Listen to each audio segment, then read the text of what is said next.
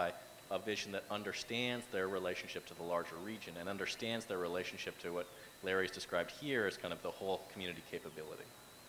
It's, you need to do the background homework in order to make the good decisions on the ground, in order to be able to act dynamically, as he suggests. Thanks, Charlie. Bruce. Where's the other microphone?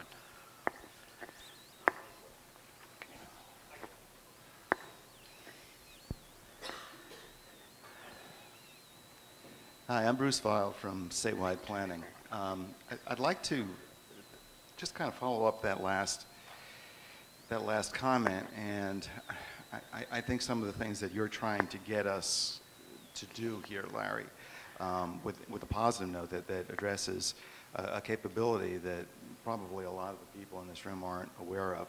Statewide Planning has just finished a really comprehensive revision of the state land use plan. It took us several years. We're at the point now where we're still going through the last public hearings.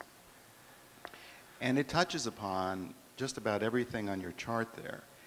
And it was a departure really from the kind of plans that we've done in the past.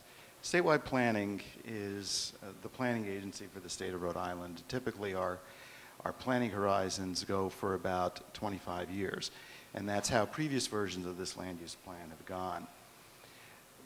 This time we're still looking at the 25-year planning horizon, but we're looking a lot more at what we have, what we've done wrong in the past, and how we can address that holistically, looking at all these different things. We noted that there is kind of a band of development in Rhode Island that is pretty much centered around Narragansett Bay. It's the historical pattern of development that takes in really where the Industrial Revolution began in Rhode Island and actually in the United States, and how different villages developed from that and how cities grew from that. And we were looking at, wouldn't it be great if we could keep that model, because it's a good model. It doesn't waste resources, land resource being a very big one, for example, the way suburban sprawl does. And I think with this land use plan, we've come to appreciate a lot of the importance of design as opposed to just planning, just reacting, just taking a look at where the trends are and then trying to, I guess, accommodate the trends as best we can. You're not an idiot to want to redevelop mill buildings. We've seen them as a tremendous resource. Our agency wanted to get them redeveloped as manufacturing centers. That hasn't really happened, a lot of times because of where they're situated. They might not be near a highway, they might not be, or rather they might be right in the center of a residential neighborhood. That is fine if you have a society that walks to work, but we're not there. We drive to work. We drive to buy things. We do things that all are part of the suburban sprawl that we've experienced for the last 50 years. A little bit long-winded, but I think what I'm saying here is there is a capability now in state government that will translate to the local level, because local comprehensive plans have got to be consistent with the state guide plan. The land use plan is part of the state guide plan.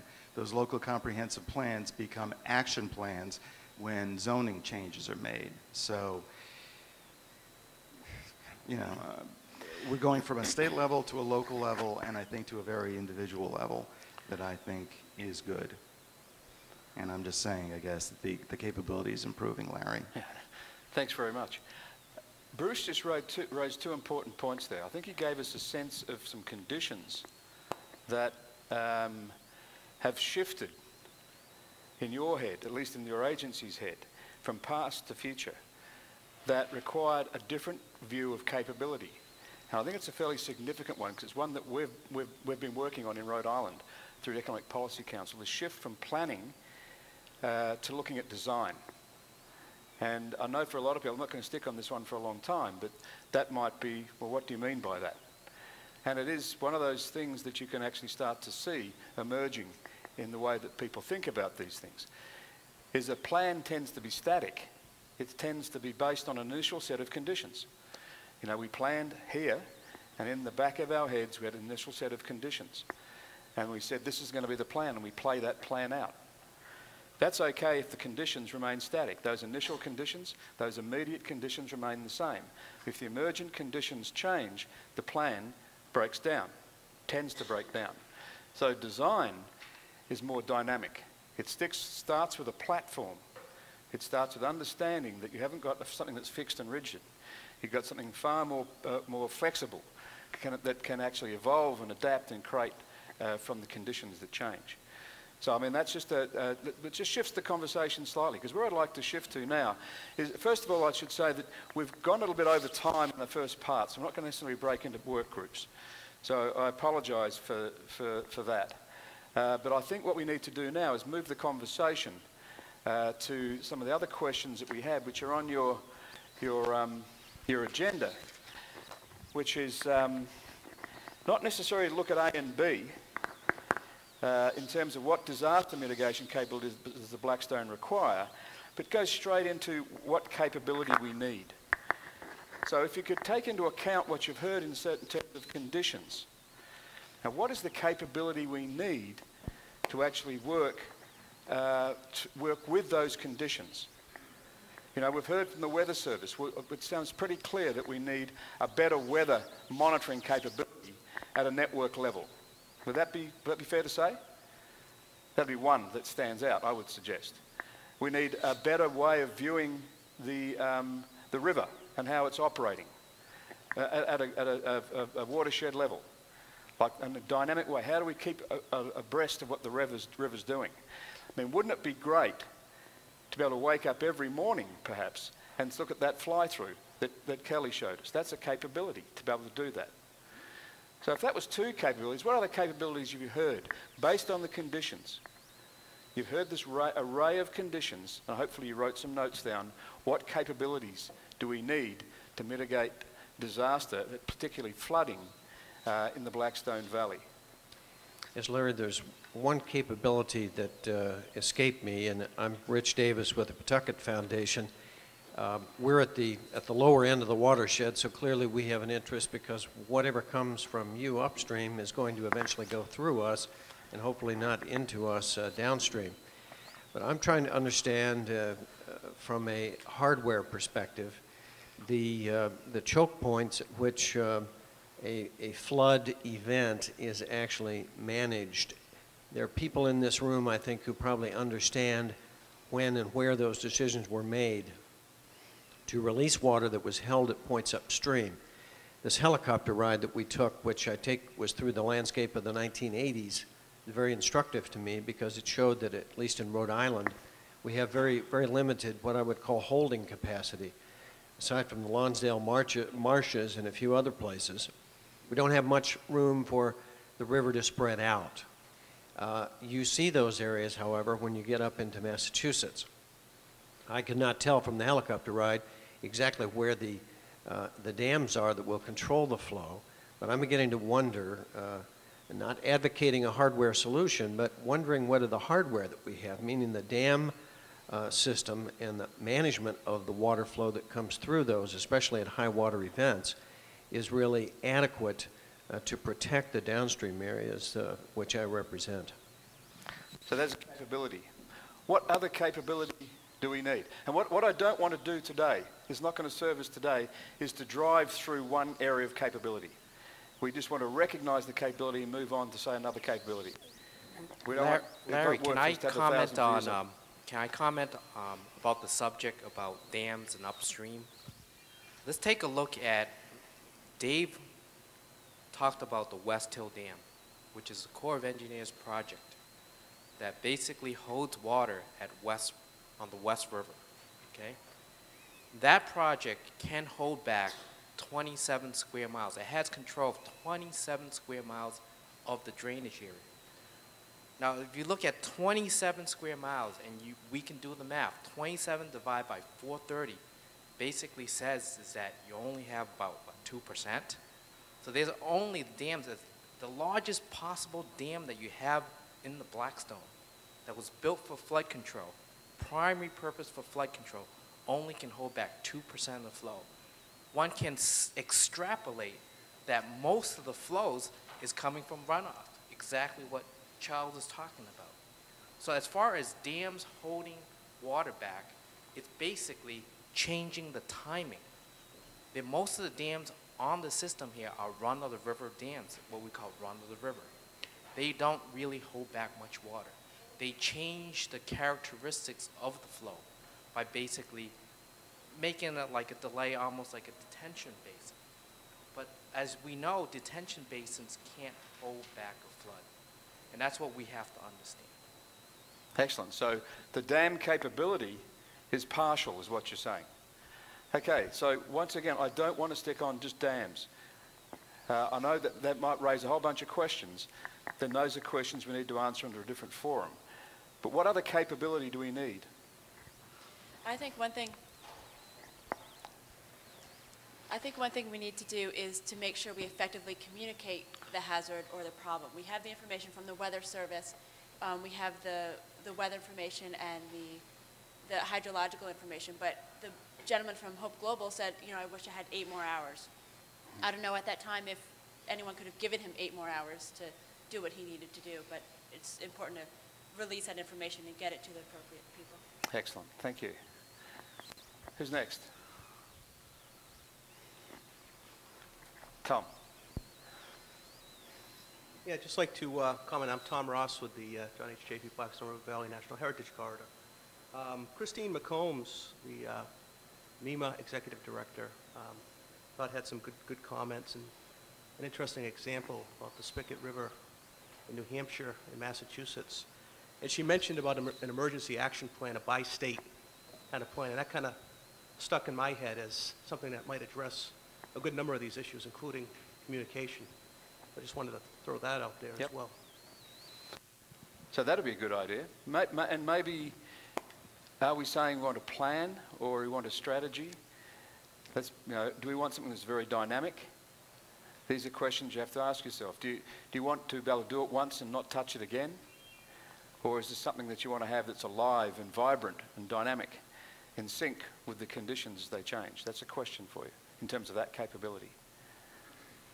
Larry, was that your finger up there I saw, or you? Ah. Well, I just think that if you can have, just say your name, please, Larry. Larry Gore from the sorry, you say. Yeah, thank you.